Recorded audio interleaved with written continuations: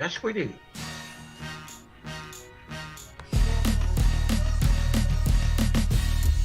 We don't have much of a crowd here, though. They'll be coming in. We just went live. So everybody's now gonna, I just sent an email out saying, hey, go ahead, hop here in the Zoom room. If you want to jump in the Zoom room, you can. It's www.zoomjustin.com. www.zoomjustin.com. Okay, so we got some more people popping in here too. Cool. All right. We got Benson Juarez here from Privy, and this is a how to wholesale MLS properties, how to invest doing MLS properties. You know, it's not something you hear talked about every day. We do hear a lot of talk about getting raw public data and calling tens of thousands and cold calling, but you know, that's not what we're talking about today. Today, everybody, what we're talking about is how to wholesale MLS properties. And we've got an expert here, Benson Juarez from Privy, and he's the managing partner, if I understand that right. Is that right, Benson? Yes, sir. All right, so he's going to get into the tools, but we're going to break this down. This is going to be pretty much 100% actionable content. It's going to be stuff you can do, stuff you can apply. We're going to answer questions. This is also very interactive. So go ahead and, you know, hop here in the Zoom room, www.zoomjustin.com, or if you can't for some reason, you know, we'll be trying to monitor the chat a little bit here too, here and there, throughout today's workshop. So let's just go ahead and jump right into it as more people are piling up here into the Zoom room. Looking forward to getting started. I'm kind of chomping at the bit here. I want to get going because I'm excited about this topic. I have had the experience of wholesaling some properties off of the MLS. Now, I say some properties because I've done it some, but I haven't done it like, you know, it's not been the thrust of my business. So when Benson came into my life and started talking about doing more property deals off of the MLS, man, I got really, really excited and interested in this process because he's got some special tools, some special paradigms here that are going to blow your mind. They're going to change the way you look at doing wholesaling, especially, I think, in your local market, maybe even virtually, okay? So let's, and maybe I'm wrong, Benson can clear this up right off the bat, but I've heard that a lot of people are, like investors, the fix and flipper guys, that they are getting their deals right off the MLS. Investors, landlords are buying properties right off the MLS now more than ever, whereas before maybe, or maybe we think that they were just getting them from for sale by owners. So is it true that this is kind of becoming a thing, and why is that? Is it the economy? Is it just the smart way of doing it? Can you kind of enlighten me? Sure.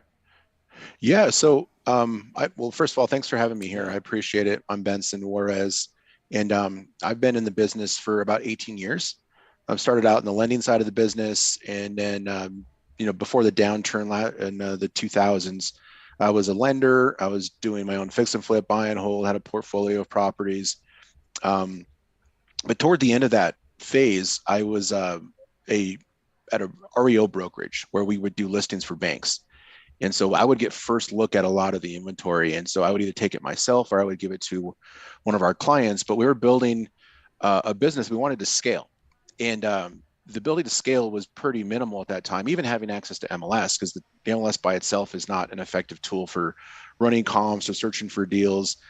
The comping side of it is really important because you need to get your numbers right. And this is why a lot of people don't take action, or they hesitate, or they offer ridiculous amounts, is because they don't understand their numbers enough. And that's part of that is because of bad data. So we're like, okay, we need a way of automating the process of running analysis on properties, tracking markets, extracting what's called investor activity. This is something that's a unique concept that people have kind of thought about in general, but when you apply it in a systematic approach, it will make you way more effective, and it'll help you execute this on-market strategy I'm going to tell you about, because the on-market strategy doesn't work everywhere. It's location based.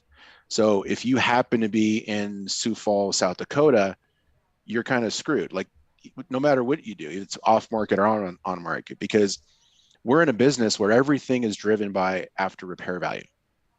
And you literally can't prove after repair value if none of your comps were renovated, right? After repair value. You might have other sales in the area, but those will be regular homeowners just selling their house without any what you would call forced appreciation, which is a renovation. So that's not going to help you execute a wholesale strategy.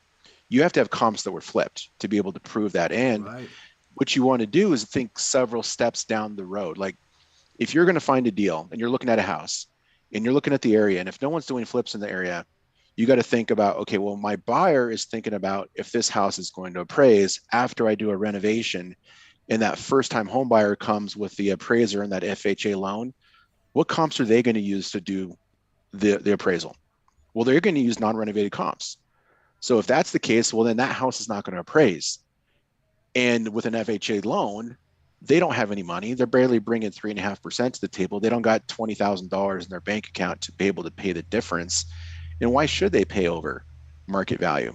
So those are the mistakes that people think about. But if you think 10 steps down the road and say, is this house going to appraise and actually get an after repair value that my buyer wants and that appraiser wants, then you reverse engineer it. You come back and back. And so it's all just thinking a few steps down the line. And there's a book called The 7 Habits of Highly Effective People. Yeah. You guys probably all heard of it. The second habit is begin with the end in mind. So don't just, what's that, Justin? Stephen Covey. Stephen Covey. Yeah. The 7 habit is that. And it's extremely important. And it doesn't just for real estate, it's just a business practice that you should use in all of the things you do is, don't reinvent the wheel. Just emulate the success of other people and then figure out how to do it that way. So you can shorten your learning curve, you can avoid mistakes, you can save a lot of money and time. So it's a solid business practice. But in real estate, it's about thinking about, well, let's not just go look for deals based off of convenience, like where you live or where you work, or based off of familiarity, like, oh, my mom lives in Seattle and I visit her twice a year, so I'm going to start looking for deals there. Or I went to school at UCLA, so I'm going to look for deals there. Like that doesn't work. Now, sometimes your familiarity and your convenience overlaps with what the data says you can do. And in that case, that's great, because you might live in Chicago, and Chicago is a great place to look for deals. And it's based off the data. So if you live there and the data says it's good, well, that's awesome, because now you can go look at that and have some success. But if you're in Sioux Falls, South Dakota, or if you're in Omaha, Nebraska, like you're going to have a hard time no matter what your strategy is. So think about that just in kind of concept. And I'm going to jump into a little short slide here, because I want you guys to understand like how we approach this problem, because we didn't just invent this over time. Like we didn't know what was going to come out of the data once we started to analyze it. But we knew there were several problems we needed to solve for ourselves and for our clients. And obviously the number one thing is deal flow. If you are not using an approach like this, you may get these onesies or Tuesdays, right? Especially if it's an entirely off-market strategy. It's really hard to build a business around that's repeatable, consistent, that you can actually feel comfortable leaving your 9-to-5 job and doing this full time, because there's so many variables, right? And your marketing campaign, cold calling, whatever it is you're doing, is only going to be as successful as maybe the list that you just used, or the time of year that you're calling, or all these things that are really hard to predict and that are systematic. So the next thing is, if you are doing marketing, you're maybe pouring a lot of money into it. And I was just talking with a guy who's an expert mailer, and I'm like, how much money should you really plan on spending if you're going to do a mailing campaign? He's like, minimum $3,000 a month for at least 3 months. So it's like, if you're going to do mailers, like have 10 grand in the bank and plan on doing it for 3 months. Well, what if that doesn't hit? What if you use the wrong size postcard or the wrong color ink? Like those kinds of things can take your whole marketing campaign off the rails, and now you just didn't make any money on it. The other problem that a lot of people have is, okay, you've got some deal flow, not deal flow, but you got some leads coming in, right? And maybe some people calling you off of a bandit sign. You're like, okay, cool. Well, now you're writing all these offers based off of maybe some formula, like you guys have all heard of the 70% MAO formula. Oh, yeah. So where you take the after repair value of a house, you multiply it by 70%, you subtract out the construction costs, and then you subtract out your assignment fee, and that's your maximum allowable offer, right? Well, that's going to cause you to pass up on more deals than you're actually going to get that are really will make you money. And I'm going to just show you that today, like actual examples of why that happened, and not based off of like some theory. I'm going to show you deals that closed that I know you wouldn't have offered what the actual fix and flipper bought it for based off of that formula. All right. Or you can't prove the ARV because none of the houses were renovated in the area. So by using this reverse RA strategy, you'll be able to get around that. Now, one of the things that's a huge problem for all of us is institutional buyers. So you all have heard of like the Open Door, OfferPad, Zillow Offers, which is defunct now, big equity funds, Invitation Homes, BlackRock, Blackstone, like all these guys that you've heard about maybe on the periphery. Right now, well, actually at the end of 2021 in the third quarter, they were buying 18%, almost 1 out of every 5 properties was bought by a big institutional buyer. So right off the bat, they're taking away 1 out of every 5 homes that are out there total. This isn't just investment properties, everything. That's up from 11% the prior year. So they went up 7% in 1 year, and everybody believes, based off of the trend, it's going to be between 25 and 30% of all homes are going to be bought by these deep-pocketed Wall Street-backed companies that don't have the same motivation as you. They're playing the long game. So they're playing appreciation. They're hoping the property goes up in value, and they're playing cash flow. So if they can make a couple $100 a month on this house, this asset that they still have now, they'll pay asking price for a house or over. And when we are doing the 70% formula, right? And we wonder why we're not getting any deals. So just keep an eye on that. Now, what I'm going to show you today is a tool that the same thing that these guys are using in their business, with some variations. We do some things differently, but part of the reason why we know that's true is because we talked to them, and they've wanted us to help them build tools for them that's going to do what I'm showing you today. So this is what we would call an institutional type tool that these people are using to spend billions and billions of dollars every year. So I talked about the Stephen Covey thing, but what it allows you to do is to go to where you're going to have the most success, not based off of convenience. And this will allow you to also do stuff virtually. So with the data that we have in our system, you can become a market expert like that, where it might take somebody who lives on the ground, who's doing things the old-fashioned way, a decade to learn. Wow. And yeah, it's a huge thing. Now, Justin, when you go to like a market and you're starting to do your market research, what would you typically do to learn that local area? Well, honestly, I would pull up PropStream.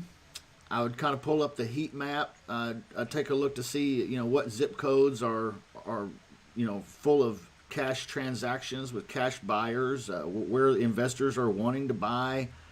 I'd probably try to see how many, cash transactions have happened in the last 30 to 60, 90 days, 6 months, that kind of thing.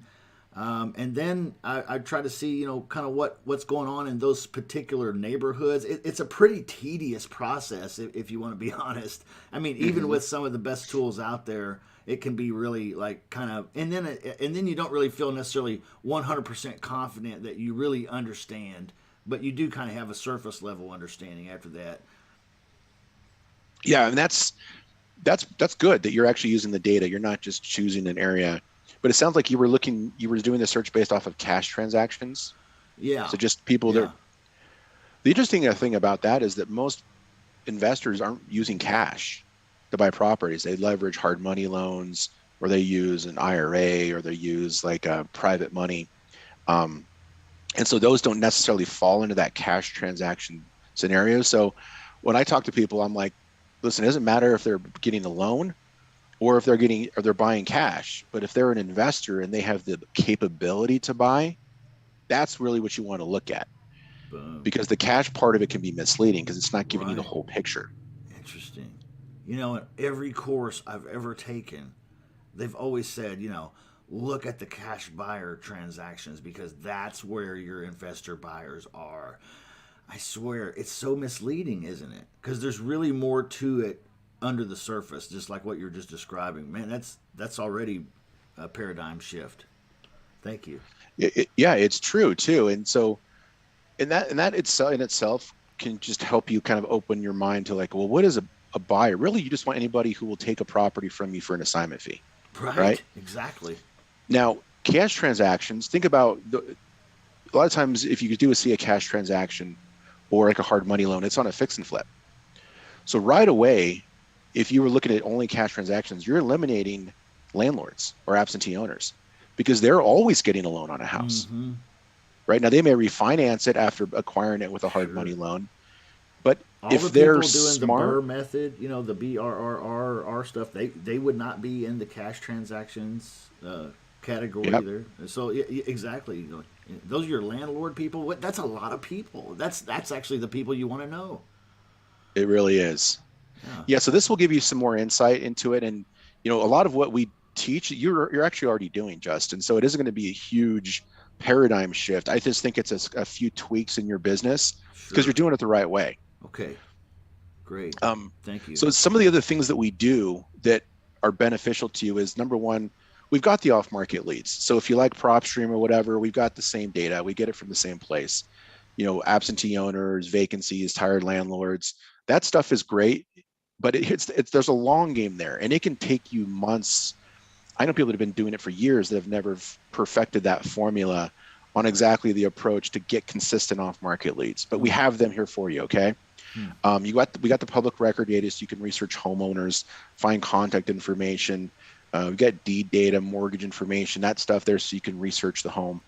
But with our automated systems, we're able to basically let this run in the background for you. So if you've got a full-time job, or you got a family, or you're just busy, oftentimes your business takes a back seat. And if you're working at part-time, you're never going to get full-time results. So you're not going to be able to make that transition from just kind of hacking it in the evenings and maybe a weekend a month. Like that's never going to get you where you want to be. Right. So automation can be an important part of it. Gosh, yes. So the local market is really where it's at. That's the education again. And Justin, I would love to get your input on this too, because there are so many good educators out there. But the majority of it is this like universal kind of theoretical approaches, like, okay, do these things. Right. And they never teach you like, well, what's a deal in Indianapolis in 25678?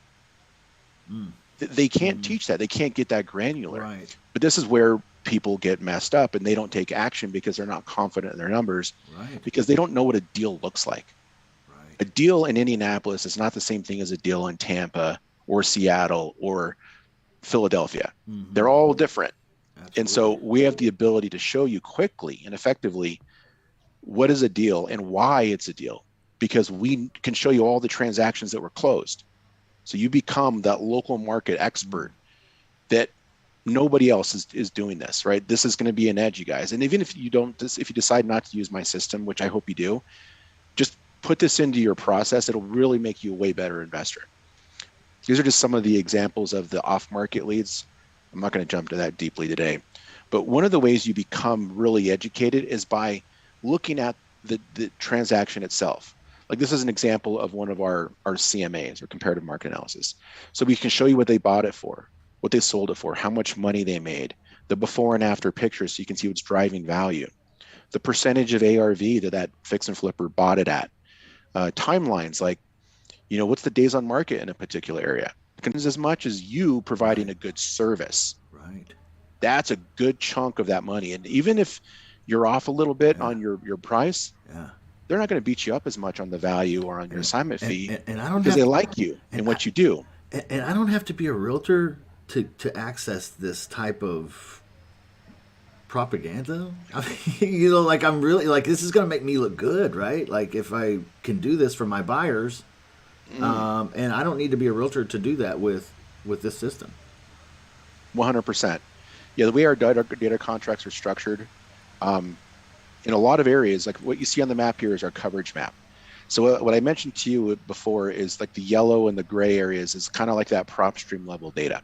Now, we all know that they lost their sold MLS data, so they're not as valuable in that aspect as they used to be. We've actually maintained it because the way we structured those contracts. So we got that. But where we go above and beyond that nobody else is doing is I actually go direct to the MLS in many markets and negotiate those data contracts.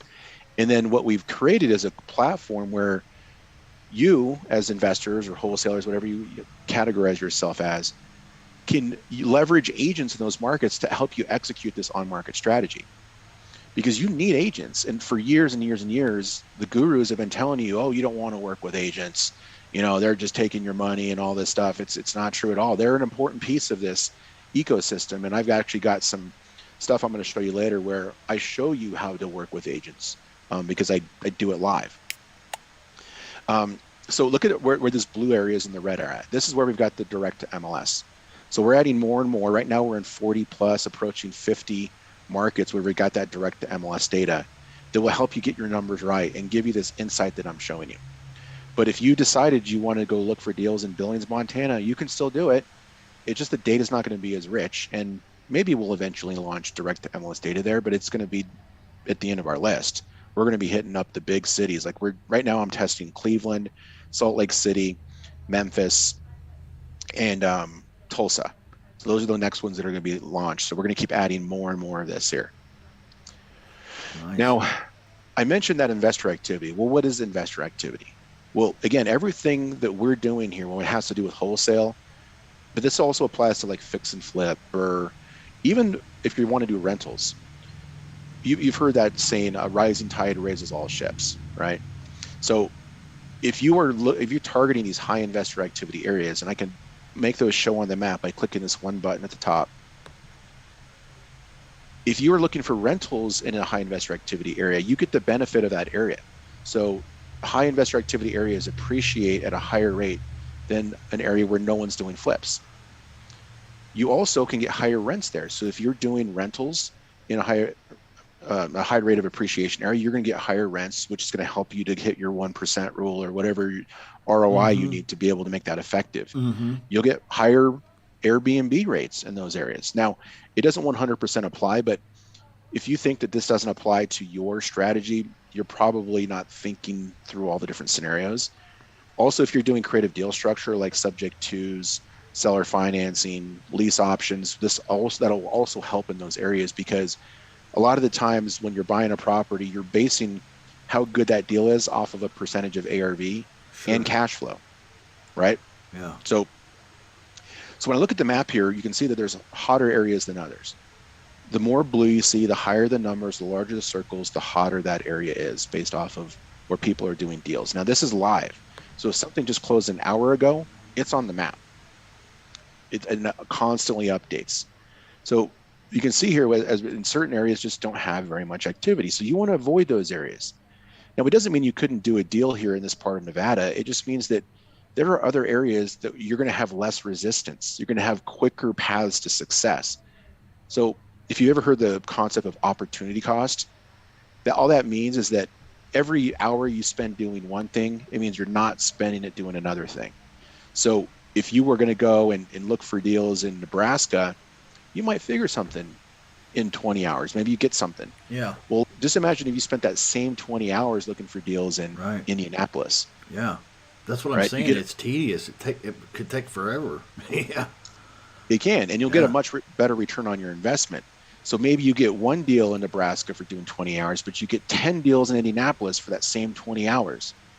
That's what you have to start thinking about. Where do you want to spend your time? Where's the best use of your time? And you're going to get a better ROI on that time investment, because time is almost more valuable than money in some cases, but it just depends on the situation. So when I'm looking at the map here, certain areas start to jump out, right? Like look at the Chicago area. 4,000 deals have been done in the last 12 months. I actually recently stopped doing deals in the Colorado market and started doing deals in St. Louis Mm. because there's over 2,600 deals that have been done here. Look at Indianapolis, over 2,000 plus, Oklahoma Wow. City. We got a couple guys here in the room from Indianapolis. So that's cool. Okay. It's cool that you just pinpointed that, man. So yeah, I mean, Well, you're talking about let's look there. hometown America right here. Well, let's look there. Okay. So I just clicked that and now it's drilling down. So again, thinking about what you would normally do. Let's say you live over here in Greenfield, right? Well, as a busy person with a 9 to 5 job and a family, you're going to start spending time on your business, right? And you're like, okay, I'm going to go drive for dollars. Well, where are you going to drive? Well, you're going to drive right here in Greenfield. Well, no one's doing deals out here. So you're really wasting time looking there. Where you want to be looking is right over here because that's number one where your comps are at. Wow. You can't prove ARV unless you have renovated comps. So go to where your comps are at. You just helped out like a lot of people right there just with that one thing. Like, hey, don't be looking out here because that's not where the deals are. The deals are over here. Like, boom, like an arrow right in my brain. Thanks. The other thing is buyers, right? Let's say you found a property out in Greensfield where the numbers might work and you're actually able to get the buy or the seller to agree to something that might make sense. And now you go market it and nobody wants it because there's no buyers out there, right? So the buyers are thinking about, is it going to comp? Buyers aren't buying your properties because they're not comping. So go to where the comps are at. So that'll solve your disposition problems as well. So I'm going to zoom in a little bit further here. And now these clusters are going to start to break up into the individual properties that comprise that cluster. So right in here, right, Justin, like, would you agree that this looks like hotter than most of the other areas? Yeah, especially right there in the middle. Yeah, and it's just based off the numbers, right? Like over here, we got some ones, right? You got some more blue, but right in here. Right. So let's kind of drill down a little bit further into here. I see a 15 and a 16, a 12, a 10, some larger ones there. Yep. So now you get into a certain level. Now we see every transaction that was closed. These are all fix and flips that someone bought, fixed up, and sold. And that filter right there is actually, you could create it manually, but this is what it's set to. 75% ARV or lower. So this is just to kind of show representative closed deals. Now, in markets like Denver and LA and Portland, I know buyers that are buying like 82, 85% of the ARV, which nobody would think was even possible. But when you look at the data, you could actually see that they're doing that. So you adjust your strategy based off of the local area. So 75 is a good area here to kind of just see some deals. So let's look at a property right here that just closed. Okay, so I'm clicking this.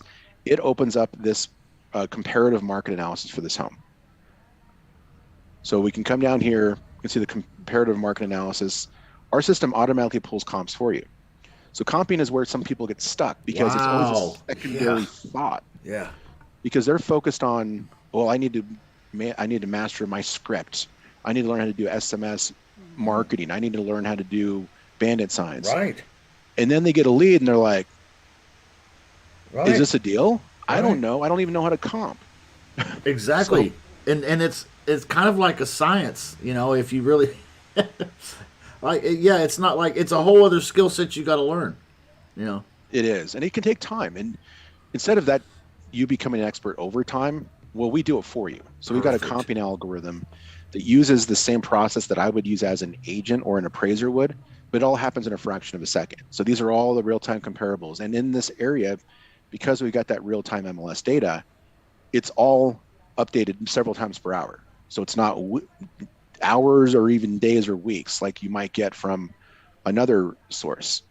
So here's a house that's a comp that just sold in March. And then if I want to see that property, I just click it. And now I can see the CMA for the comp. So it's really helpful. Got good photos here.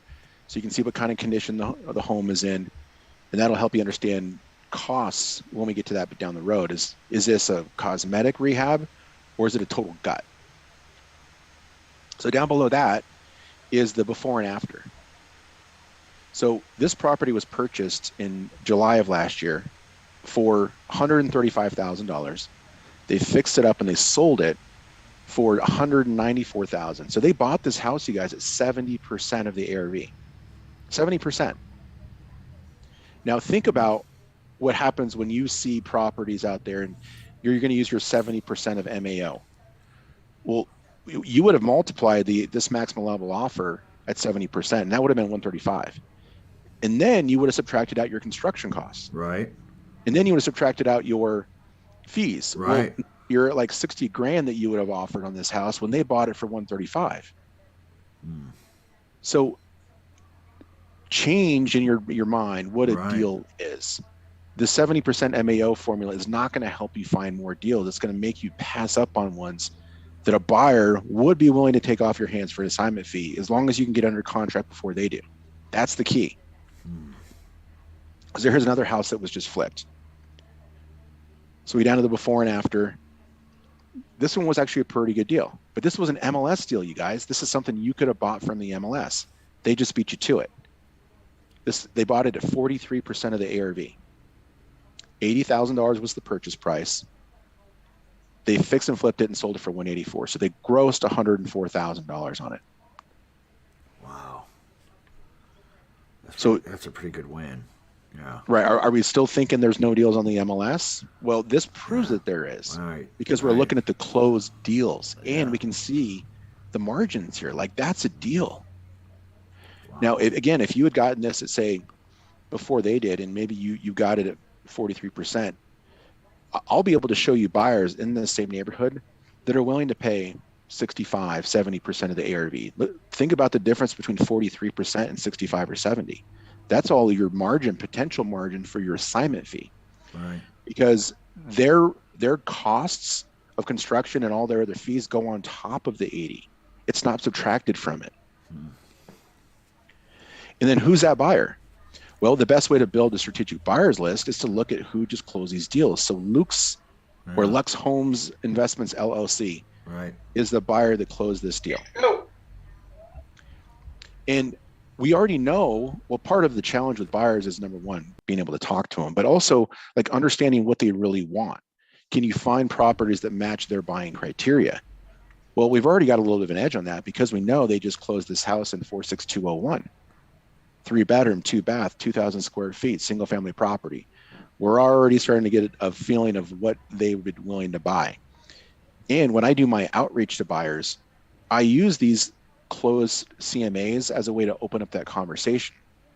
So I would call Luke's, and maybe the person's name is Judy. I'm like, hey, Judy, hey, it's Benson from Privy Real Estate Investment. And, I'm an investor in this local area, and I'm calling you because I just saw you close that deal on Denny Street.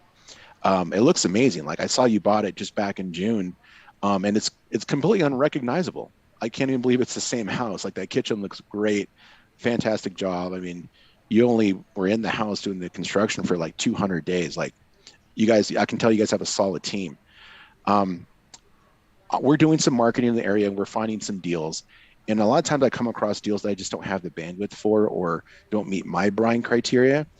Are you only looking for deals in the 46201 zip code, or would you look at some other areas? Tell me a little bit about what you're looking for. Sure. That conversation goes way better with that potential buyer when you are demonstrating information. So I told them what house they just closed. I told them when they bought it, how much they bought it for. Right. I showed them that I could see the interior. I told them I'm doing marketing, I'm researching. All that stuff demonstrates value. And now you're raising the value of yourself in their mind with one conversation, but it's, again, based off the data. Way better of a first conversation than just calling them and saying, hey, you want to be on my buyers list? Right. Yeah. So I've had actually buyers call me back from leaving a voicemail, and they were like, the only reason why I called you back is because you just told me about that house I just closed on California. And that was enough for him to take the time to call me back, which rarely happens. So let's look at one more here. And I want to see if there's a good example of a buyer who's willing to pay up. So part of the value in researching closed deals is seeing what they're willing, how high they're willing to go. This is another slam dunk. Anybody would have done this. But again, this was an on-market deal, you guys. 33% of the ARV. Wow, that's good. If you got this thing before they did, and you put it on you went and marketed it for, say, 150, Well, that's a $13,000 assignment fee you could have added to this house. Right. And at 150 divided by an ARV of 422, that's still a 35% of ARV. Every buyer in the town would have taken that thing from you. They just got to it first. Now, with our automated systems and when the way our system works, our system will email you these properties as soon as they come on the market, because the comping algorithm is automated. It's searching for these deals automatically. Well, that one's really good. They made a good amount of money on that one. All right, I may not find something because you guys, I didn't plan like what houses I'm showing you. This is just what's here right now. And as soon as we switch over to look for active deals, then we may or may not find anything, but that's okay because the data is doing this work for you. This one, they got up to 57%, and it was an on-market deal. So you can see in Indianapolis, a lot of buyers are okay buying stuff from the MLS. That's a good thing to know. I was just looking in, where was it? It was yesterday. I was looking at another market, and I went through like the top 10 closings, and 8 out of 10 of them were off market. And so, but that made me believe that maybe it's not as common for investors to buy stuff from the MLS in that particular area. Really? So, okay. Huh. But right here, all the ones we looked at have all been from the MLS. Right. So our Indianapolis people here, buyers are willing to buy from the MLS, which is good. 2, it means you can get stuff from the MLS at deep discounts. Yeah, exactly. That's proof right there. Yeah. All right, one more here. Let's see. This was another MLS deal. See, they're all out there. And we got all the before and after here, so you can see what's driving value. Right. What I'm trying to do is find a fix and flipper who would be willing to pay more. 27%. It just MLS deal. Yeah, it just seems so intelligent to me to add this. Like we've been talking about scaling in my daily coaching club and lately a little bit, and it occurs to me that it would be very smart for an individual to scale. Like if you're doing a for sale by owner model now, okay, then this strategy to it, because a tool like this actually just kind of really does it for you in a sense. It absolutely does. And it's crazy. There's so many deals. What I was trying to allude to when we first started talking today is there's so many deals nowadays on the MLS because everybody out there, all the sellers know, hey, it's a hot market. I'm going to put my junker on the MLS.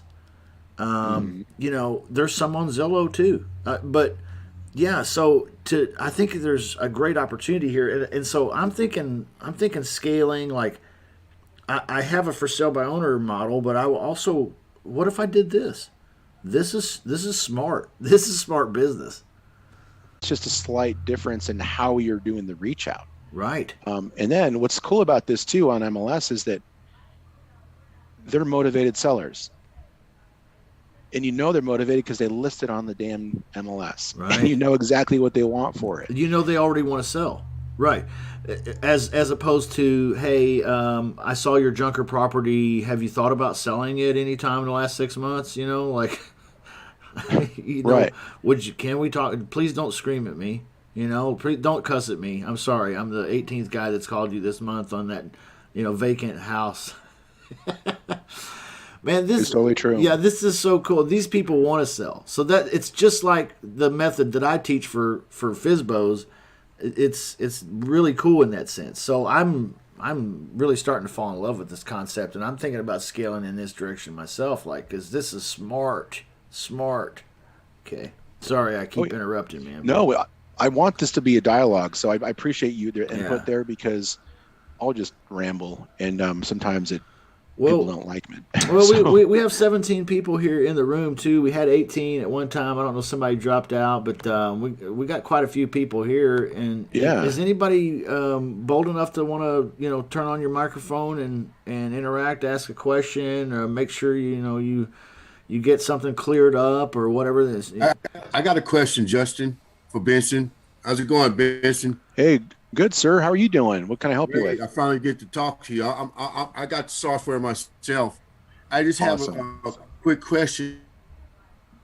Actually, two. One is, um, how would you go about starting that conversation with an agent? And during that conversation, the agent asked me, "Hey, are you a wholesaler?" What would be the most honest, appropriate answer to that agent?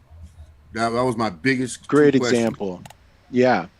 So let me connect that in with the line of logic I'm extending here. So we've done this research here, right? Now you talked about talking to an agent. Well, who would you call? Which agent would you call? Well, you're going to call the agents that are doing deals with investors, right? Well, who are those agents? Well, they're Mhm. all the agents that are on each of these transactions. So this property right here was just flipped. Down here at the bottom, it says sold by Keller Williams, Tonda Hoogland. So Mhm. Tonda is an agent you want to put in your targets that you're going to want to work with because she understands investors, right? That's one of the key things that's going to help She that already knows conversation. that buyer too, right? She knows the fix and flipper dude that did the Yep, deal. And they exactly. probably want to pick up another one right away, and maybe she's their lady. Is that what 100%. you're getting at? Well, part of it is because now you've got her network. And when I went and found my agent in St. Louis, I'd never been to St. Louis, but she knows St. Louis. So she knows like, okay, well, in this neighborhood, like you can't cross over this road, otherwise it's a different area. So where I might say, oh, well, that's a deal, and she can say, no, it's not a deal because this comp that you picked, that's only, you know, 2 streets over, that's a different neighborhood. So we have to eliminate that comp. So she can help me get my numbers right before we submit the offer to make sure I'm looking at the local market because the data can only go so far. Her local market knowledge is different than any data source that's available. Sure. So Tonda would be somebody you'd want to call. Now that conversation, Rashik, that you're going to have with an agent, it's going to go better with Tonda than it does with somebody you found at the local RIA, right? Who maybe isn't doing deals. You don't know if they're actually active, but you know Tonda is because she just closed this deal, right? And then that conversation with Tonda is almost the exact same as it was for that first script I just ran for buyers. You're going to use the house that closed as a way to open that conversation. All right. So you're going to say, hey, I'm calling you because I saw you just close that house on Belafonte. And I'm looking to do some business in the area. I'm newer to the Indianapolis market. And again, you want to be as 100% honest as you can. So let's say you were interested in Indianapolis. Mhm. And a lot of us, we want to do our own fix and flip someday, right? Or we want to have our own portfolio of properties, right? It's something that we're working toward in Mhm. general, right? So you can say, listen, I'm new to the Indianapolis market. I'm an investor.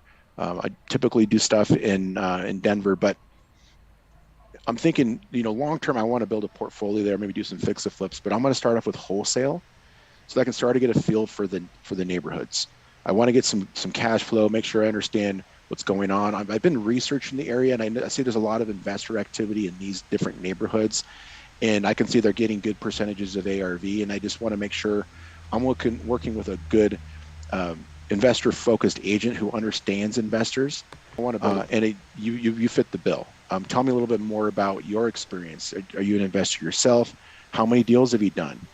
Do you have a lot of investors you work with? And you almost turn it into an interview where you're the person of power and they may be lucky to work with you if you choose them. Okay. And you might even say too, like, listen, I'm talking to a handful of agents, right? And you probably will be. And I'm looking for the one that really wants to help me find deals. I'm looking to close, probably 12 deals this year, whatever your target is. And I want somebody who can help me do that. Now, the other thing you're going to say, Rashik, because you have privy, is say, listen, I'm not going to need you to do most of the majority of the work. I'm going to be looking for the properties myself. I'm going to be running my own comps. I'm going to be doing my own research. So really all I'm going to need you for, Tonda, is to submit the occasional offer, maybe give me some feedback on the properties I'm sending over, and set up some showings in case we need to look at the house. So I'm going to be doing the majority of it. So you basically want to take it, say, off them, because their biggest fear, Rashik, is that you're going to waste their time. Right. And then they're going to do a bunch of work for you and you're never going to close a deal. Yeah, because I want to create a network a few agents that I'm doing, developing a business relationship with them, and doing future jobs. Awesome. Yeah. So the key is, and whether you're talking with buyers or agents, is to drop nuggets of information that shows that you know that you've done your research and you know what you're talking about. If you just drop those in, remember earlier I was like, are you only doing deals in the 46202 zip code? Right? Like right there, it's like a weird comment where all of a sudden they're thinking, oh, Rashik knows I'm doing deals in 46202. Like he knows stuff, right? You say, I really like the kitchen. That waterfall granite island looks really good. Like you guys nailed it. Like these little things are just the things that's going to help you start to build rapport with them. And then once you get rapport and trust, then all of a sudden you're way more valuable to them than some other wholesaler who didn't do that. Right. Right. And most wholesalers sound kind of dumb. You know, like, can I be honest about that? Like, we all kind of sound kind of dumb sometimes when we're talking to people, like, because we don't really know what we're talking about in a lot of ways.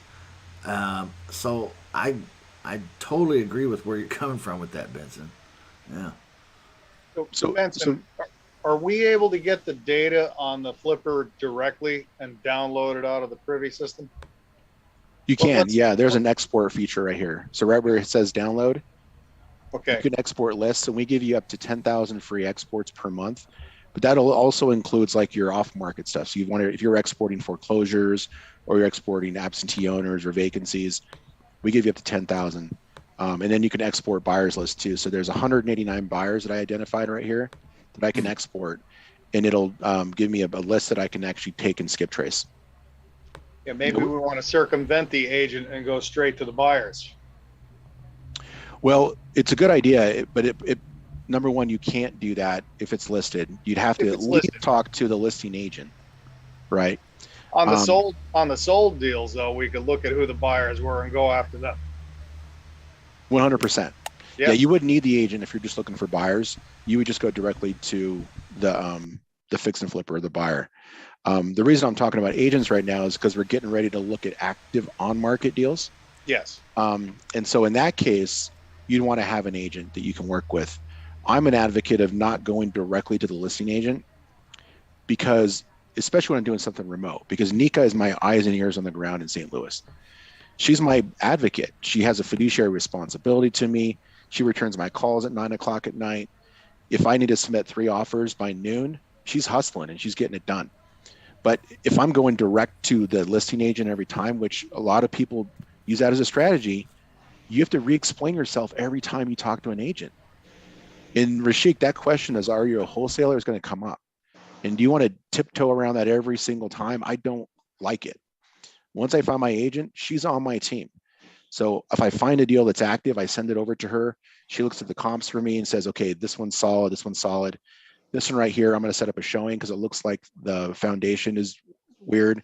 She goes, takes the pictures of the foundation. She does photos and video, sends it to me and says, listen, this one is, those cracks were superficial. No big worry, but let's offer $10,000 less just in case.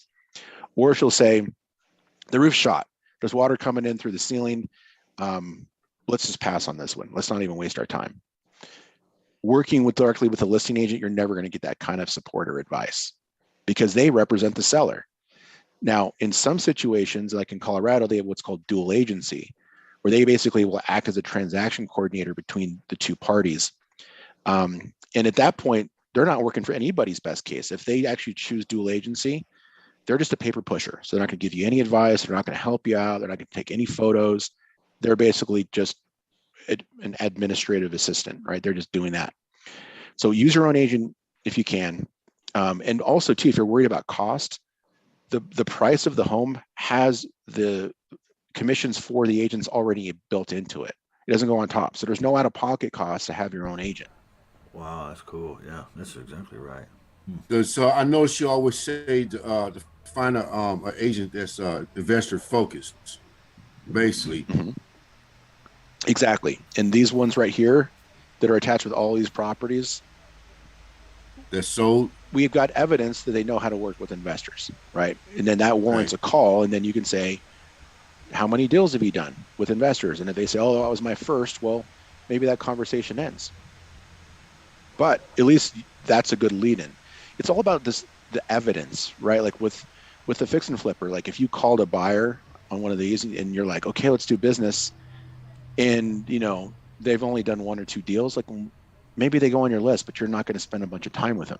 Mm-hmm. But if you find somebody who's got, oh, I'm going to do 20 deals this year, and you look at the percentage of ARV and they're willing to pay up to 75% of the ARV, well, that person's your best friend. You're sending them cards, you're sending them cakes, bottles of whiskey, you're meeting them for lunch if you're in the same market, because that's who you want to work with. Those people can make you millions of dollars. So let's carry this through. Good question, Rashik. Are there any deals that we can buy today? We know this is a hot area. If you were going to do off-market marketing, this is where you would send your mail. This is where you would do your cold calling. Because that way, if you find something, you have buyers and you've got data to prove value. So we click this one button at the top here. It says find similar active deals. What Privy's going to do is it's going to use all these closed deals in this area as a model for what a successful deal looks like. Because I told you before, a deal in Indianapolis is not the same as a deal in Tampa. So these are all properties that we flagged as potential properties that we could work. So here's a bunch of them. They're all in different levels of condition. Let's look at this one right here. It's 130,000. We flagged this property as a deal. It looks like it's got some cool woodwork. Totally dated though. They haven't done anything in this house.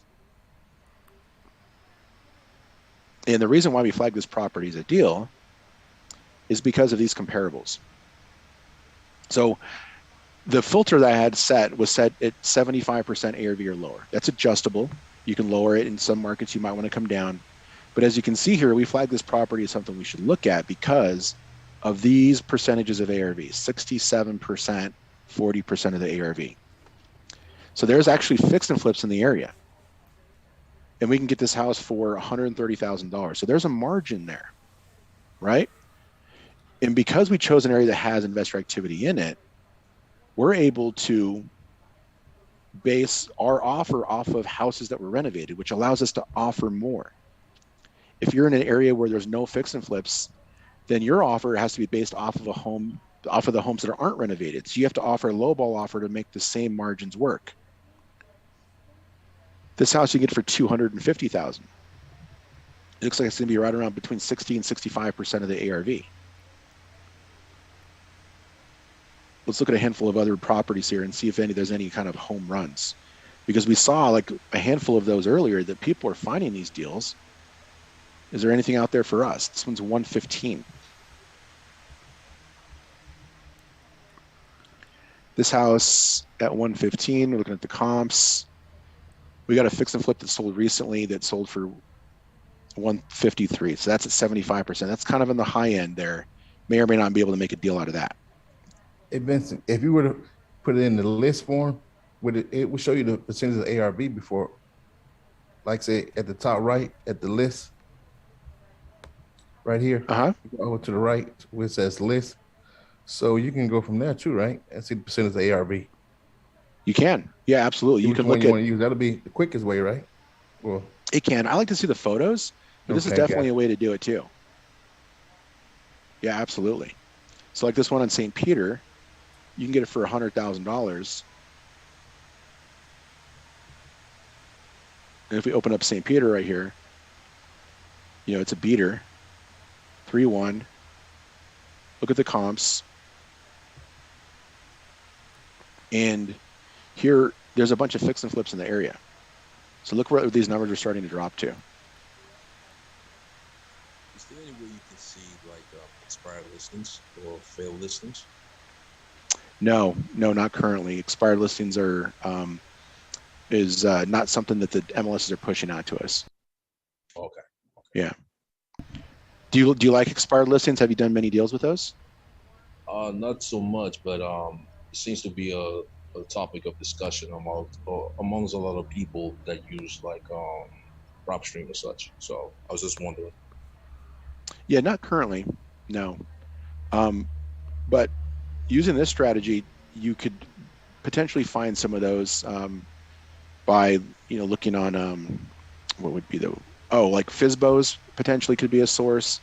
But again, I'm not doing any of that stuff. I'm just writing offers on market deals, and Okay. I've been able to get a bunch done. And again, off market can work. Expired listing would be considered off market. It's just that it's more of a sales and marketing play, where I don't want to be a salesperson right now. Like, I just want to write offers on properties. Gotcha. All right, look at this one. It's 99 grand. Benson, tell me how you the breakdown of reading the charts of the comps, what each category. I'm just a little confused on that. Right in here. Yeah, what these bracket like price, square feet. And I know what the ARV is. Yeah. So the main thing. So this is the square feet. The price per square foot is dividing the price into the square feet. So that's $83 a square foot. When we have like the arrows here, that means this one was a flip. So they bought it for 125, sold it for 155. Okay. All right. This right here, 99 is 53% of 190. Okay. Right. So that's what this is. So these numbers here are lower than the price threshold that I set when I created the search. So right here, when I click that green button, it triggers an automated search. Okay. If I go into the filter, that's set to 75, but I want to lower this to say 65% for this market. Now it won't show me anything that's over 65. If there's something that's 66%, it won't show it to me. Okay. So I can set it as low as I want. But what some people do right away is they come in and they set it to like 40%. And now you're eliminating a bunch of stuff that could be potential deals. So if you decide to work with us, I'll show you exactly how to do this, you guys, so you don't have to like learn this right now. But this right here, this deal, at asking price, is right in the 50 to 65% range. And you got two comps that were flipped. Okay. This one is something, we got some indie people here. I'm going to share this with you guys. This just came on the market yesterday, so you're going to have to move on it. Who owns an Indy right here? Speak up if you can, real quick. Who's an Indy in the room? Indianapolis? All right. I see. So put that in the chat. I see a couple of you.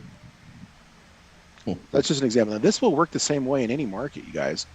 But remember when I did the heat map, like, make sure you're drilling down into those areas that have the high investor activity. Okay. KW virtually. And there's all kinds of stuff here that could be good deals. Wow, so there's at least 3 people in the Zoom room right now that invest in Indy. Wow. I didn't know what I was missing, guys. Thanks for letting me know. Oh, this one is trash. Like, they started the demo. They've got the rough in going. 135.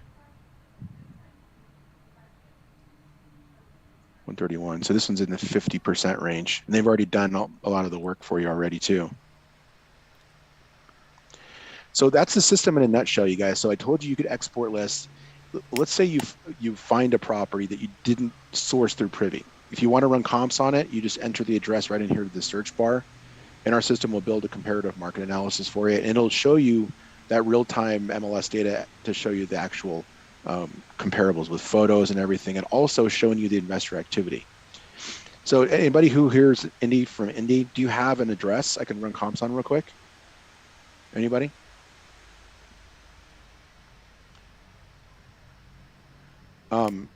Well, someone's looking for that. And at the top right here, there's other filters. So I can say, okay, well, are there any pre-foreclosures that are actively on the market right now? I can click pre-foreclosures. And of those deals that I found, none of them were pre-foreclosures. Let's see if any of those were actually foreclosures, because in some markets, they call them different. Let's see, foreclosures. There's a handful of foreclosures. Hey Ben, can I ask you a question? Yes, sir. How could you decipher a fix and flipper and a buy and hold? Will that show in the system, or you just have to talk to the person that flipped the house? It will. So if you see a buyer, it won't tell you right there if they're one or the other, but you can tell it based off the transaction they're involved in. So if you did the investor activity right here, all Mm-hmm. of these people, all these were fix and flips. Okay. Now, if you choose this area as a high investor activity area, because you like all the activity that's going there, then I can run a search for landlords to find the landlords there. So there's lots of fix and flips. So if I go to filter and I want to see all the landlords in that area, basically what I do is I switch and I click absentee owner. And then I would adjust the date range here, run a search, and there's 4,600 landlords in this area. Now, landlord is an absentee owner, right? So it's their address is different from the subject property address, and that's what an absentee owner is. And every one of these people are buyers too. Wow. Now, what's cool about absentee owners is they'll pay more than a fix and flipper will because their motivations are different. They're more interested in cash flow than they are in how much equity they got. But if you're in one of these high investor activity areas and you can find a house that's at 60% of the ARV and it cash flows $300 a month, well, that's going to be a real easy one to get rid of. And we've got the rental data in this market too. So here's all of those properties. And then what's different than with us is that, you know, some of our competitors, that we don't just create a list. You can export this list right here into a CSV, but we're also going to export the sharing link for every one of these properties. So when this house was pulled, we also pulled the comps. So we got all of the rental data here. And then in that CSV, if I click download, it's exporting these 84 properties. One of the fields in that CSV is going to be the sharing link. So I can click that link at any point. Here's the export. Here's the owners. So we got a mixture of companies and individuals. Here's their mailing address if you wanted to send them a piece of mail.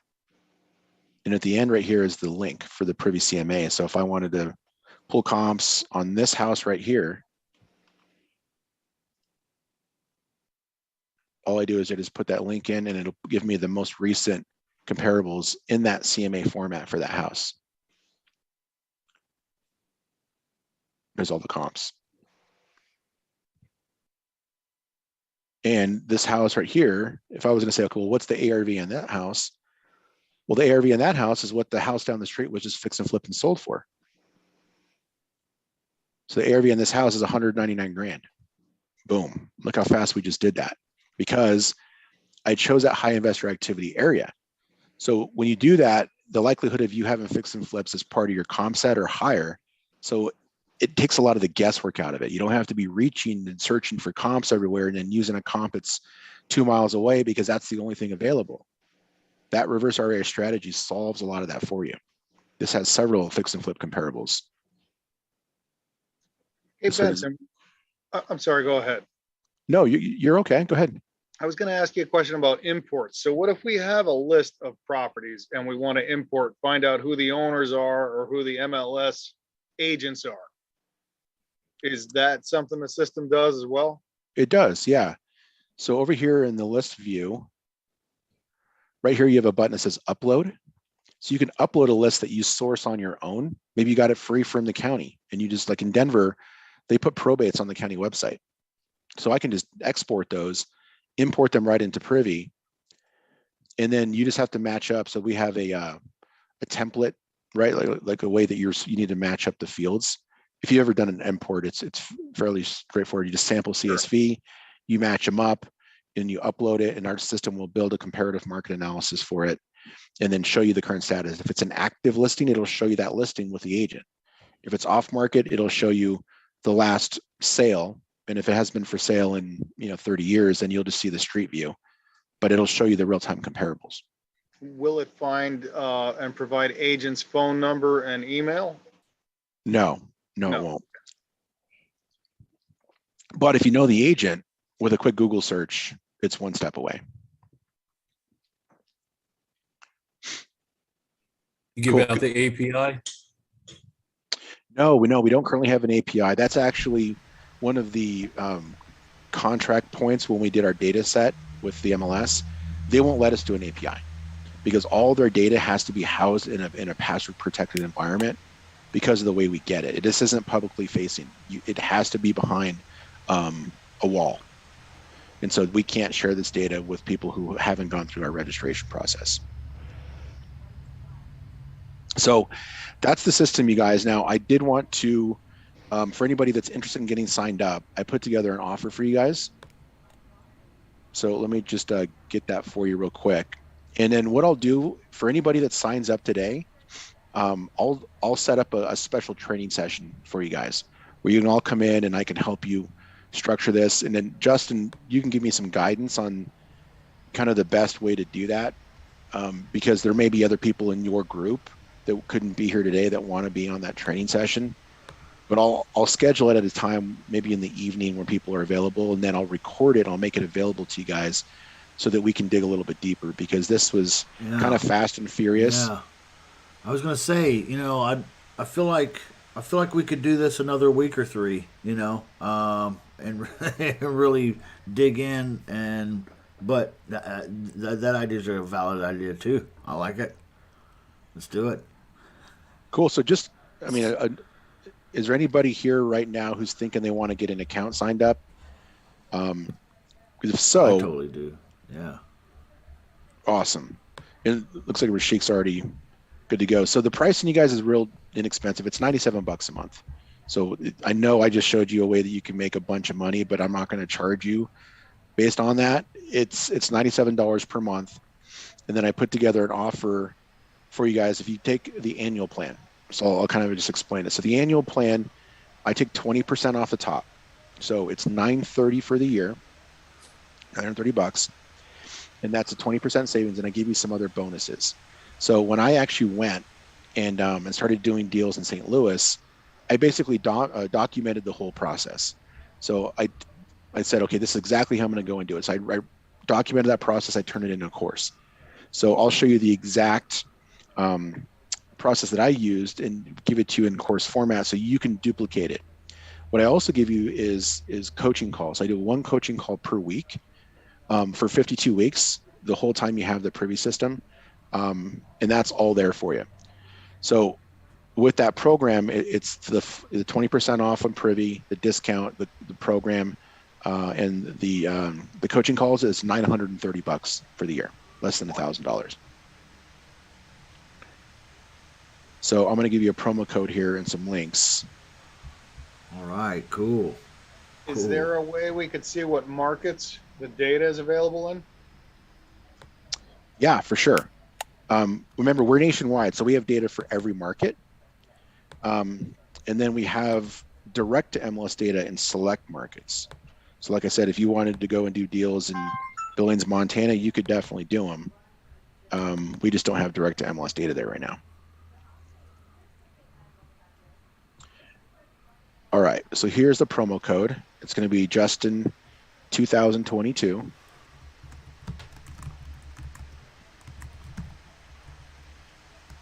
And then Tony asked about a replay. We're recording this, right, Justin? Correct. It's on YouTube and everywhere. It's everywhere. Twitch, Facebook, Twitter, you name it. Is it on Truth? No, it's not there. Sorry. You found the one. It's not. Promo code Justin 2022. Yep. What's the website? I'm going to give it to you right now.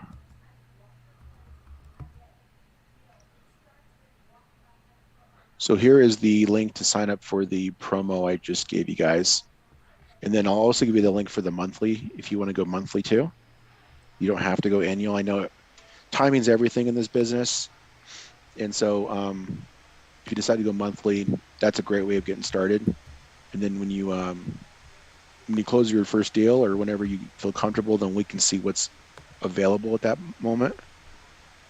And if I can still give you a deal, I will. Here's monthly.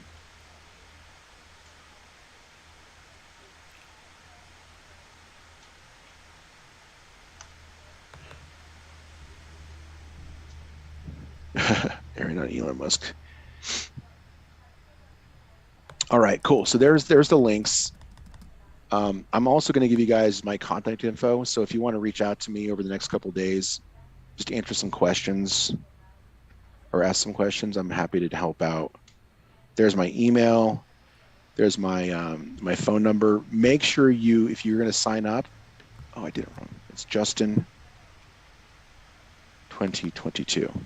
To use that promo code. All right, Justin 2022. And that'll get you access to the group training. I'm going to schedule it. And then anybody who signs up with that, you're going to get an invitation to that special training. Boom. Cool. Any There it other is. questions here? I know it was a lot. It's like drinking water from a fire hose, but It was a lot. guys, this is working. Yeah. We got people who are just killing it. Yeah. Brand new people who've never done a deal before. I've got users that are doing hundreds of deals. It just depends on what you can do. Like, can you spend full time doing this? If not, well, you're going to have to have a good expectation of what you can do. But the key is getting those offers out the door. You're never going to get a deal accepted if you don't write offers. And Right. so with my course, I show you exactly how to source your buyers list. I record those conversations. I recorded conversations with agents. I show you exactly how to choose your market, how to analyze the deals, how to submit offers. It's all there for you. Nice. That's super good. Max, Yeah. REI Pro is more of a CRM, like a customer resource manager. They're for like organizing your daily activities and tracking your deal flow. That's more what they're in. They do have a little bit of data, but no, I wouldn't say that REI Pro is a direct competitor of ours. All right, thank you, Benson. Let me review. Yeah. All right, so let me show you one more time where our direct to MLS data is. And then we'll start to let everybody get going here. And then reach out to me if you've got any questions. So the direct to MLS data are these areas here. KW, do you have a specific area you are interested in or whatever? I can tell you without having to go through this whole list, but you can see right here. Now, an interesting thing about direct to MLS data is it's not clearly defined on what is covered and what's not. Typically, it's based off of real estate boards. So like in Denver, there's like 3 major MLSs from like Fort Collins down to Colorado Springs. In some areas like Atlanta, there's actually 2 MLSs in the exact same city.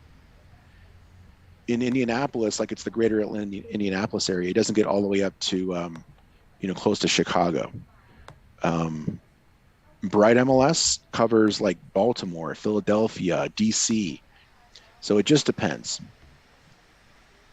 So the Jacksonville is online now, right? Jacksonville's live. Yep, and that isn't just Jacksonville proper, that's Jacksonville and the surrounding areas. And the way you know if that data is from an MLS is when you look at the property itself. In the lower left-hand corner of that CMA, there'll either be an MLS number ID. Like as you can see, this is Atlanta, GAMLS.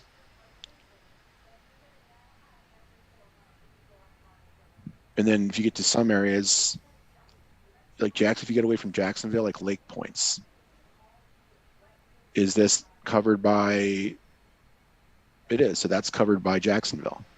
You get a little further away, you're gonna have to start to find properties that are third party, like this one. It says public record, that's third party MLS.